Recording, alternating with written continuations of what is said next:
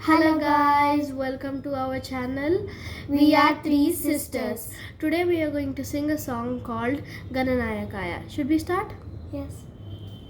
Gananayakaya Ganadaivataya Ganadhyakshaya Dhimahi Gunashariraya Gunamanditaya Guneshanaaya Dhimahi Gunaditaya Gunadishaya गुणप्रविष्टाय धीमहि एकदन्ताय वक्रतुण्डाय गौरीतनयाय धीमहि गजेशानाय बालचन्द्राय श्रीगणेशाय धीमहि आ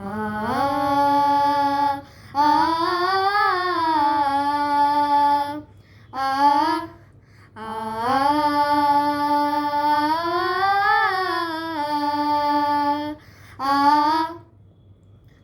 गानचतुराय गानप्राणाय गानान्तरात्मने गानोत्सुकाय गानमत्ताय गानोत्सुकमनसे गुरुपूजिताय गुरुदैवताय गुरुकुलस्थायिने